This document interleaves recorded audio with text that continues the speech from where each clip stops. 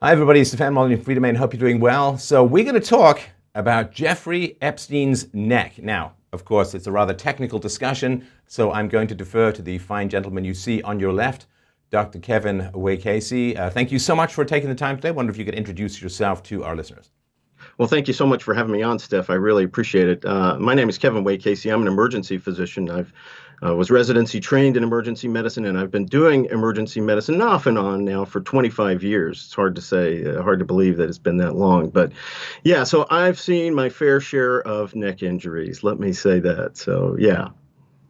Now, when you read about the autopsy, and as of the date of when we're recording this, which is the Friday morning, as far as we know, the full autopsy has not been released. So this is stuff that we've heard about through the news. We're going to talk about it, but of course it remains somewhat theoretical, I think, until the full autopsy report. So this is all tentative. We're going to speak in absolutes, but of course it's all tentative based upon reports. So when you first heard about the report on Jeffrey Epstein, what was it that began to tickle your skepticism? The fact that he died. Okay. I think that was true for pretty much the planet as a whole, but after pretty that. much blew away my Friday. But yeah, as things are coming out now, it's sounding more and more like, the question, of course, is, was this a homicide or was it truly a suicide, as many folks would have us believe? And without sounding like a conspiracy theorist, I'm trying to take a look at the evidence as it appears. And by the way, let me disclaimer here, I've not seen these records. I never met Mr. Epstein. I never examined him. So I'm not giving a definitive diagnosis or any type of, and certainly not giving any medical advice or anything of that nature. But just given the facts as they're coming out and as what everyone has heard in the media regarding especially the recent development of the autopsy's initial report showing multiple broken bones within his neck, I have to really question what happened there. And that's what I'd really like to discuss today. So the reports that I've heard say something like this, that of course you can strangle yourself from a doorknob and so on. So if you have something that you can tighten, like a belt or something like that, then you can lean against, put it around the doorknob, you can lean into it, and that's going to cause you to lose consciousness at some point, lack of oxygen, and then you're going to die. So, and that would probably not result in any kind of break in the hyoid bone or other bones in the neck. Correct. But in this situation, he had, as far as I understand it, a bed sheet. Now, whether the bed sheet was one of these tissue things or a full bed sheet, I'm not entirely sure. But you'd have to tighten that pretty tight. It'd be a pretty manual situation. He's a tall guy. They say he did it off the top bunk.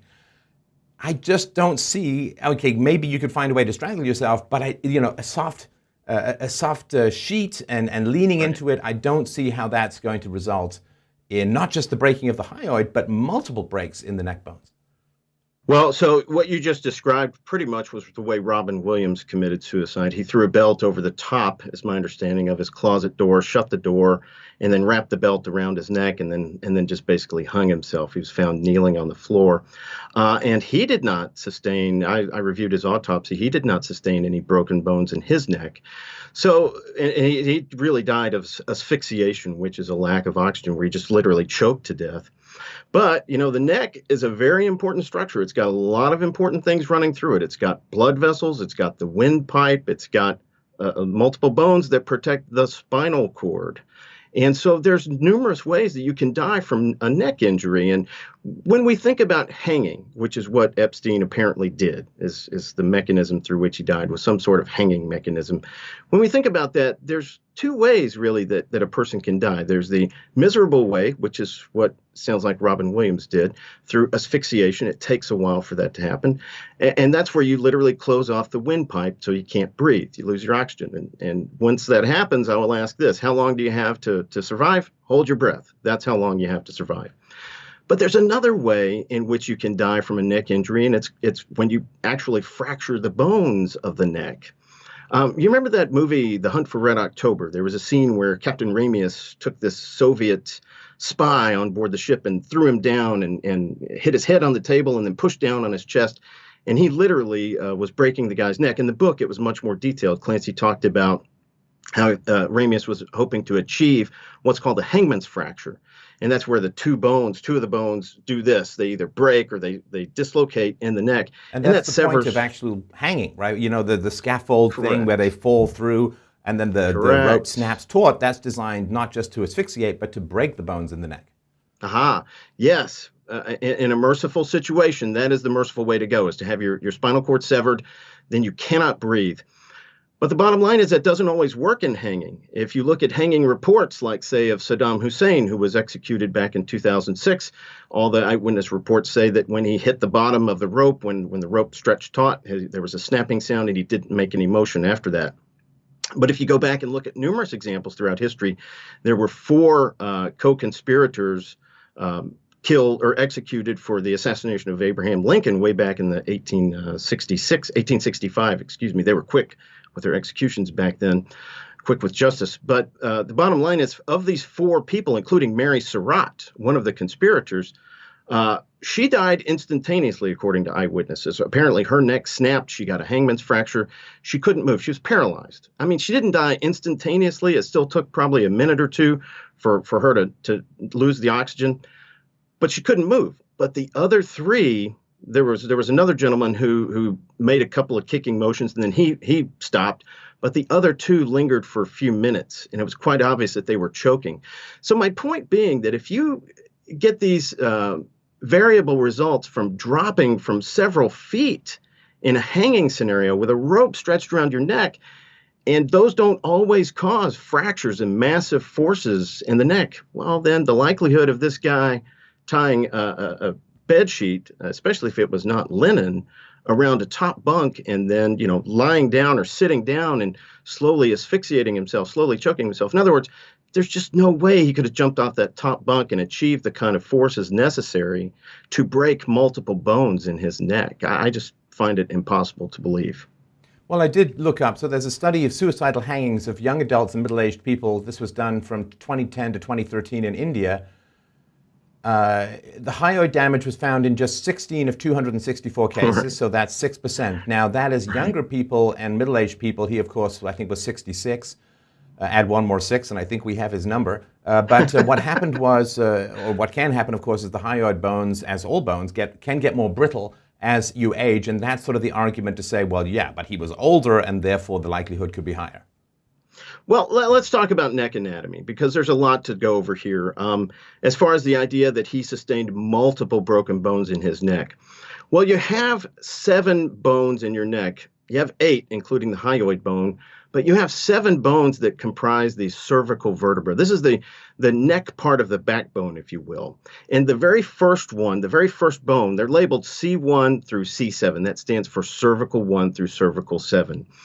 And the first bone is it's called the atlas. It's a round bone just like this. I think we can get some drawings if you'd like. But it's a round bone, and it supports the skull. The second bone, C2, sticks up through. There's a process that sticks up through that round thing. It's called the dens. It's called the axis. The C2 bone is called the axis. And that's what provides us with the ability to rotate our head and look this way. Well, the problem with neck injuries is the higher up you go from C7 to C6, C5, C4, C3, C2, C1, the higher up you go, the more substantial the damage, the less likely you are to survive. So let me give you an idea of this. When you're talking about fractures and breaks involving C7 level down here, you're talking about people who are spastic quadriplegics. They may or may not have use of their arms, but their legs, everything from the chest down, is pretty much paralyzed. They can't move it. We have a saying in medicine, 3, 4, 5 keep you alive. Any nerve damage above C3, because C3, C4, and C5, those nerves that exit from these vertebrae, from the spinal cord at the level of these vertebrae, these are the nerves that innervate the chest wall and the diaphragm, which is responsible for your breathing. So C3, C4, and C5, if you knock out one of those, if you knock out the spinal cord at one of those levels of the neck, then you're in major trouble. You're going to have some serious issues. You'll probably be dependent on a ventilator, like Christopher Reeve was after his neck injury from the horse. Anything above C3, C2 or C1, a fracture at those things, that's pretty much devastating. If you survive that, you're going to be basically you're just going to be a talking head. You're not going to be able to do much on your own at all. You won't have any feeling or any type of motion. And if you're not gotten to quickly after that type of injury, you'll die for sure. In fact, we call that an injury of C1 when C1 or C2 gets knocked off and the spinal cord is severely damaged, but the head is still intact with the body. We call that an internal decapitation. Because basically the patient is just, there's no way they're going to survive. Again, how long do you have to survive if you sustain an injury like that? Hold your breath. It's not very long at all. So the fact that Epstein was shouting, apparently there was some commotion heard from his cell prior to them finding him, or that's the report I've heard so far, indicates to me that either this guy was yelling bonsai or something like that as he jumped from this, second story or this top bunk and ultimately hanged himself, or something else was going on. But the forces involved in breaking the bones of the vertebrae are significant. Let me just repeat that. Again, all hangings do not result in broken bones of the vertebrae. And a hangman's fracture is defined as a C2 fracture, a break or a dislocation of that second cervical vertebrae, the axis as we call it. If that doesn't happen, then the person is destined to just die a slow death by asphyxiation, which is what Robin Williams did. So let's get back to the neck anatomy here. Let's talk about the hyoid bone. There's something fascinating about the hyoid bone. It's really a unique bone within the body because it's not attached to any other bone. Unlike the leg bone is connected to the ankle bone, it's connected to the foot bone, the hyoid bone sits in the neck. It sits right about here. And it's a very small, it looks like an extra jaw if you look at the thing. It's U-shaped, and basically it's not connected to any other bones. What it does is it serves as a fulcrum, if you will, for all these big muscles that comprise the bottom of the floor of the mouth and the base of the tongue. So it's very important in speech, it's very important in swallowing, very important in maintaining your airway. So the hyoid bone is just sitting there on its own, and it's got another unique characteristic in that it's U-shaped. In fact, the name hyoid comes from the Greek letter epsilon, which stands for U. And sorry, so how is it tethered? Oh, it's connected by tendons to all these massive muscles. Literally, muscles hold the hyoid bone in place. It's not tethered to any other bones. So it's various muscles within the floor of the mouth and the base of the tongue that hold it there. Absolutely. Does that make sense? Yep. So the bottom line is when the hyoid bone, given its unique structure, its shape, and its architecture, and the fact that it's not articulated with other bones, there's only a very few ways that it can be broken. And so the first way is called an avulsion fracture. And the most common avulsion fractures that most of your viewers have heard of probably is the ACL tear or the PCL tear that athletes get. And that's where the ligaments that hold the knee together, if one of them pops off, the bottom or the top, it can pull a chunk of the bone off. That's called an avulsion fracture, where a little piece of bone, where one of the muscles that attaches, let's say if the hyoid bone has an avulsion fracture, if a muscle that's attached to the hyoid bone gets forcefully ripped from it, it can pull a piece of it off. That's not what happened here. I would be willing to bet a lot of money that that's not what happened in this case. What we're talking about is Epstein probably, if his hyoid bone was fractured, according to the reports, I highly doubt it was an avulsion fracture, because that would involve forces, that would involve tremendous forces like a giant whiplash where your neck goes back and forward and these muscles get overstretched and it pulls a piece of the hyoid off. I don't think that happened in this case. So that leaves us two other possibilities when it comes to what's going on with Epstein's hyoid bone. And that is this. The hyoid bone can either be fractured by pushing on it. Let's say that this is the front of the hyoid bone. This is it's the U-shaped. Just for those who are just Yes. listening, it's U-shaped. So you think of a bent stick with your hands on either side. Sorry, go ahead. Exactly. And the U is pointed forward. So the U is pointed towards the front of your body. If that U gets pushed on like this, if it gets compressed, like let's say you're in a car accident and you hit your neck directly, you hit your hyoid bone directly on a dashboard or the top of a steering wheel, that would give you this type of a compression fracture where it's literally pushed in, and you can get a break in the U of that hyoid bone. But most commonly what happens is the hyoid bone gets crushed from the sides. Imagine taking a wishbone or a U-shaped stick and doing this to it, just taking the ends and breaking it like this. Now, The way this works is this is absolutely easy to determine on an autopsy, by the way. If the hyoid bone is fractured from anterior forces, in other words, if it's fractured from like striking your hyoid bone, your neck against a solid object, like let's say he, I don't know, hit the rung of the second bed on the way down, which may end up trying to be the story that's told.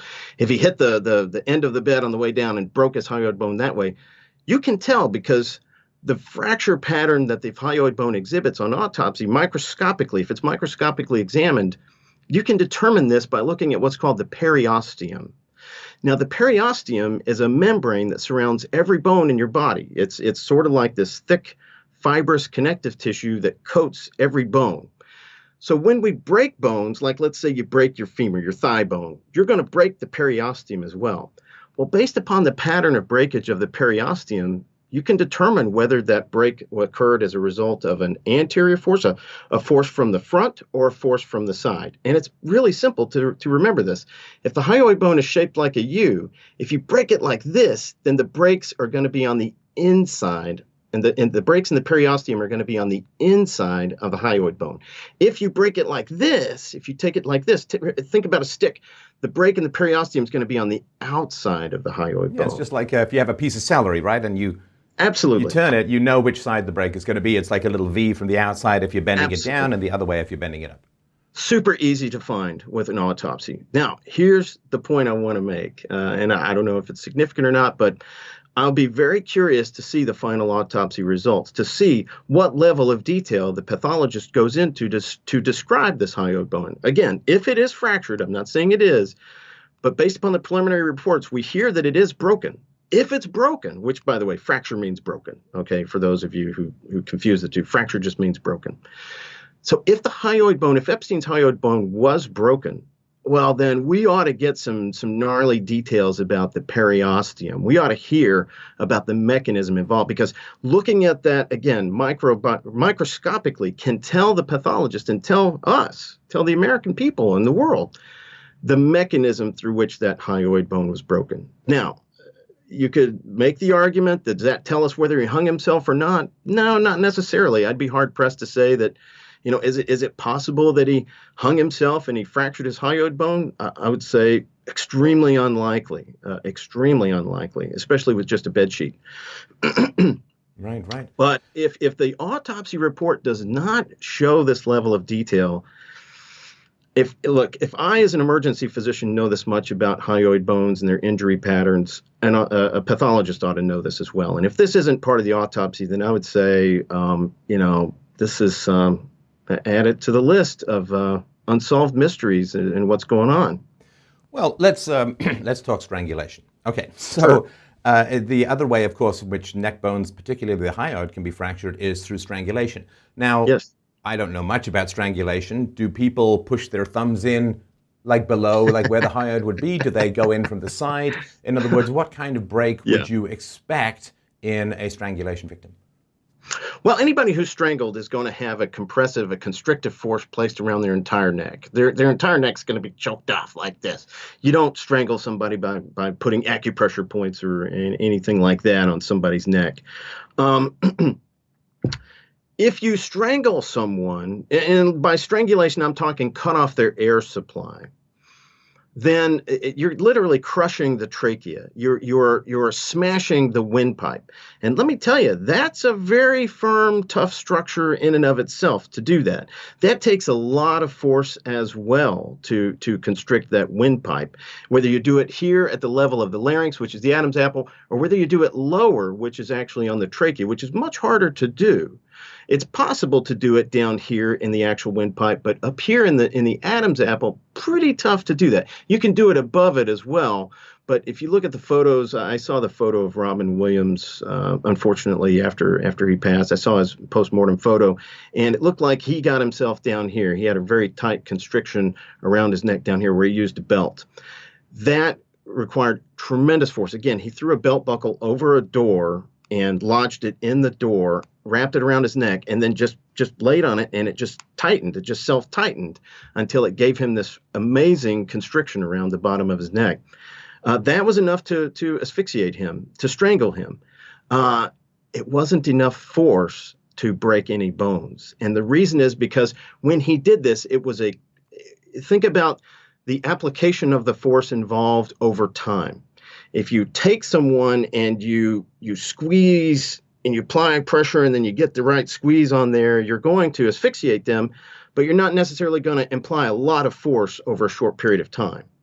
Let me be clear on this. If you drop from a gallows and you hit the bottom, that is a tremendous amount of force involved, enough to break bones, as it often happens in hanging victims, but not necessarily enough to break bones. Sometimes, again, 2 of the 4 that were executed for assassinating President Lincoln, they obviously didn't have neck fractures. They suffered for minutes there, just strangling, just dying of asphyxiation. They were choking to death. So the force involved to break multiple bones, according to the reports on Epstein, had to be a tremendous amount of force applied very, very quickly in order to transmit the force through all the soft tissues of the neck into those bones. Let me explain something called a chance fracture. And this is involving the lower part of the spine, the lumbar spine. And we typically see this in automobile crashes where somebody wears their seatbelt too high. They don't wear it across their hips. They're wearing it across their abdomen, across their belly. When they hit something really quickly and come to a sudden deceleration, that transmits a lot of force into that person's body. And if they hit the seatbelt just right, that force gets transmitted through the soft tissues of the intestinal tract, of the internal organs, the kidneys, the stomach, whatever's in the way. These things aren't injured necessarily. But in a chance fracture, the injury results in the lumbar spine being fractured. It's an amazing injury when you think about it. There's a tremendous amount of force that gets transmitted through the soft tissue of the abdomen and all those internal structures that are very important. They're not damaged, but this really thick, huge lumbar spine bone, this vertebra, which is about twice the size of a cervical vertebra, a spinal bone in the neck, this lumbar bone can get cracked. And typically in a chance fracture, what happens is the body of the bone, if the body of the bone is like this, the fracture extends like this and it opens up. It's an amazing looking fracture. If we can get a picture of it, that'd be wonderful. But that's the kind of force involved. That's the kind of force necessary, is an instantaneous, massive amount of stress placed on the body at just the right time with the right circumstances. I don't see how this happened in Epstein's jail cell. Well, the thing is, too, if you're going to strangle someone, let's say that you need like 100 units of strength to strangle someone. Yeah. You don't sit there and say, 97, 98, 99, 100. We have achieved optimum strangulation. Like what you do is you're full of adrenaline, the murderer. Like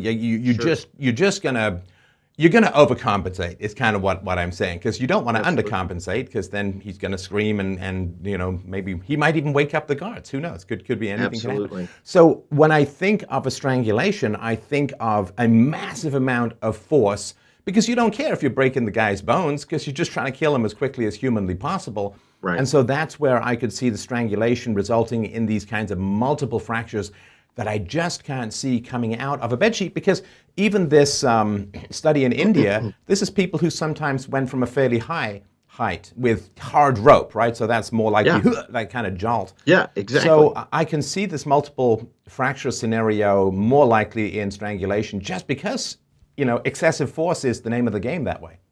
Absolutely. Well, you brought up a great point. Let's give it a scale. Let's say that it requires 100 units of strength to strangle someone.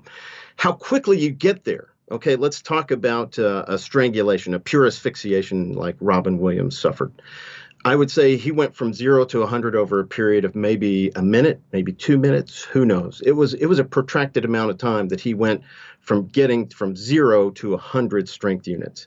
What I'm talking about is like in a chance fracture, the force necessary to break bones. In a chance fracture, you go from 0 to 100 like that in an automobile crash. I mean, it just is instantaneous force applied, massive force applied very shortly over time. And that's what I mean when I say that's the force required to break bones, especially multiple bones.